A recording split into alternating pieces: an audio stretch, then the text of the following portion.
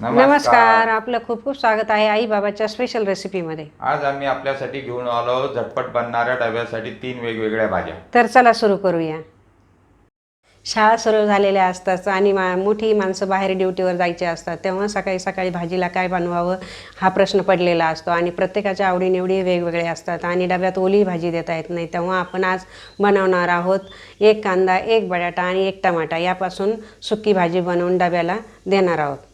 आम्ही 3 वेगवेगळ्या प्रकारच्या भाज्या बनवणार आहोत आणि त्या झटपटही बनतात अशा भाज्या तयार करू। सर्वात प्रथम आपण टमाट्याची चटणी बनवणार आहोत। त्यासाठी लागणार आहे आपल्याला 1 टमाटा आणि 1 कांदा। तर चला सुरू करू। आता हा कांदा टमाटा दोन्ही चिरून घेऊ।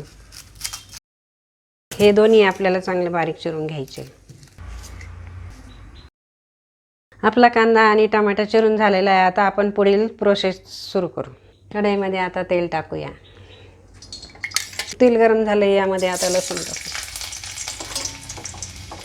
थोडी जिरे टाकू, थोडी मोहरी टाकू। आता हे चांगलं तडतडू देऊ।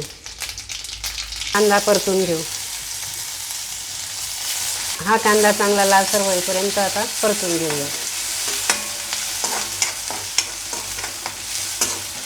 कांदा लालसर परतून झाला, यामध्ये आता चवीनुसार थोडं मीठ टाकूया,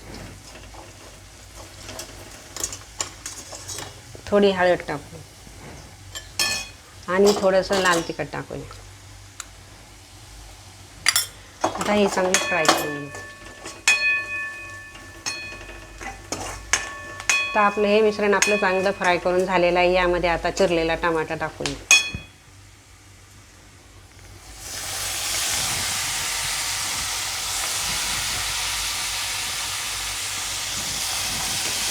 सकाळच्या घाई गडबडीमध्ये 10 मिनिटातच ही भाजी तयार होते, तेव्हा तुम्हाला ही भाजी करायला खूपच परवडेल।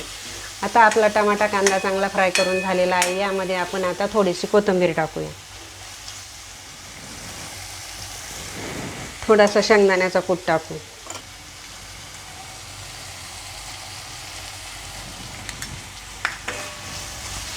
तुम्ही पाहू शकता आपली टमाट्याची चटणी किती छान तयार झालेली आहे आणि ती मुलांनाही खूप आवडेल।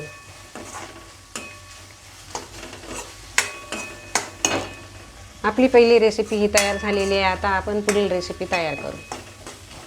आता ही चटणी आपण काढून घेऊ, तोपर्यंत गॅस बंद करू।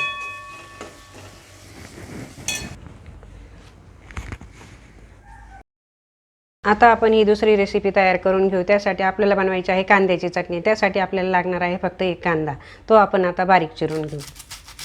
कांद्याची चटणी खूप झटपट तयार होते आणि ती खायलाही खूप टेस्टी असते, तेव्हा आपण आता ही कांद्याची चटणी बनवून घेऊ। आपला कांदा बारीक चिरून झालेला आहे। आता आपण कांद्याची चटणी तयार करू। कढई तीच ठेवलेली आहे, यामध्ये आपण आता थोडं तेल टाकूया। तेल गरम झाले, यामध्ये थोडा लसूण टाकू, थोडे जिरे टाकू, थोडी मोहरी टाकू। आता हे आपलं थोडं परतून लालसर झाल्यानंतर आपण यामध्ये कांदा टाकूया।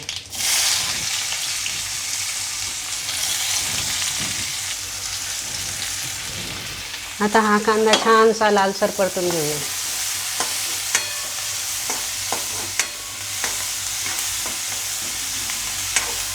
कांद्याची चटणी ही खूपच टेस्टी आणि रुचकर लागते। 1 पोळी खायची तर 2 पोळ्या खाऊ, तेव्हा आपण आता ही कांद्याची चटणी तयार करून घेऊ। कांदा चांगला लालसर परतून झालेला आहे। आता त्यामध्ये आपण थोडीशी हळद टाकूया, थोडं तिखट टाकू, चवीनुसार मीठ टाकूया। आपण हे मिश्रण चांगलं फ्राय करून घेऊ। टमाट्याच्या चटणीसारखीच ही कांद्याची चटणी अगदी 10 मिनिटात तयार होते, तेव्हा तुम्ही ही तयार करू शकता आणि धावपळीच्या वेळी तर पटकनच तयार होते। आता ही आपली कांद्याची चटणी पूर्णपणे तयार झाली आहे। यामध्ये आपण थोडा शेंगदाण्याचा कूट टाकू, थोडी कोथिंबीर टाकू,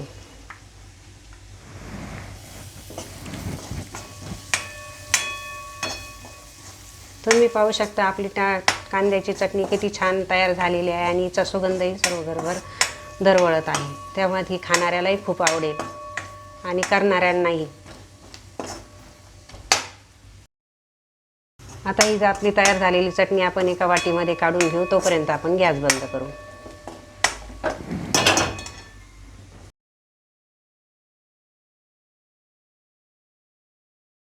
आपल्या 2 भाज्या तयार झालेल्या आहे. आता आपण ही तिसरी भाजी तयार करून घेणार आहोत, ती म्हणजे सुकी बटाट्याची भाजी. तर आपण आता प्रथम बटाटा सालून घेऊ.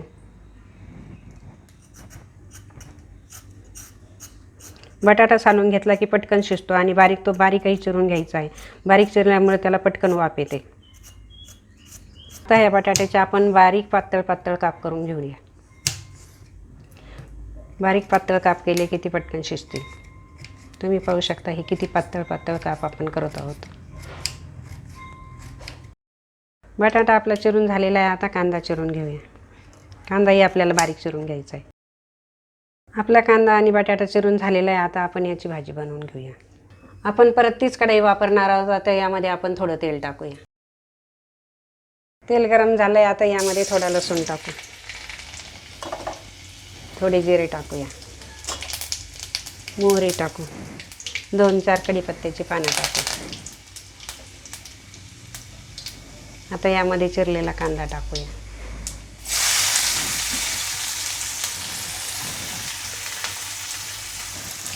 कांदा चांगला फ्राय करून घेऊया. आपला कांदा चांगला लालसर परतून झालेला आहे. यामध्ये आता आपण तिखट टाकूया.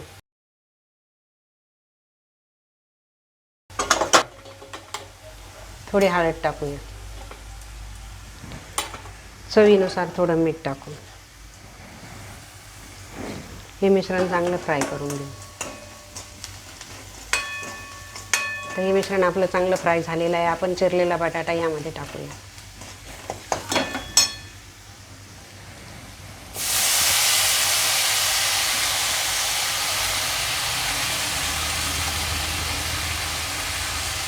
आता हे चांगलं फ्राय करून घेऊ आणि यामध्ये थोडंसं पाणी टाकूया.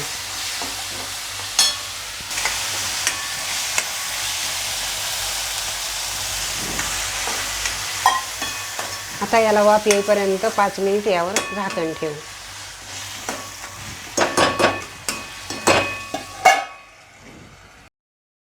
कढईवरील झाकण आता बाजूला करूया. आपल्या भाजीला चांगलीच वाफ आलेली आहे आणि ती पूर्ण तयारी झाली आहे. यामध्ये आपण आता थोडं कोथिंबीर टाकूया.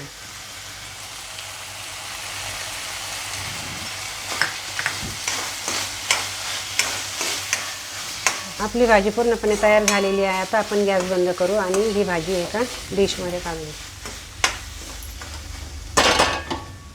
डब्यासाठी झटपट बनणाऱ्या 3ही भाज्या आपल्या तयार आहे. ही रेसिपी तुम्ही एकदा नक्की ट्राय करून पहा. प्रत्येकाची आवड वेगळी असते, तेव्हा डब्याला काय बनवावं हा तुमचा प्रश्न पडलेला असतो. तेव्हा ही रेसिपी तुम्ही नक्कीच ट्राय करून पहा आणि ही सर्वांना आवडेल यात शंका नाही. आम्हाला विश्वास आहे या वेगवेगळ्या प्रकारच्या 3 भाज्या बनवण्याची रेसिपी तुम्हाला खूपच आवडली असेल. तर लाईक करा, शेअर करा आणि आमच्या चॅनलला सबस्क्राईब करा. धन्यवाद.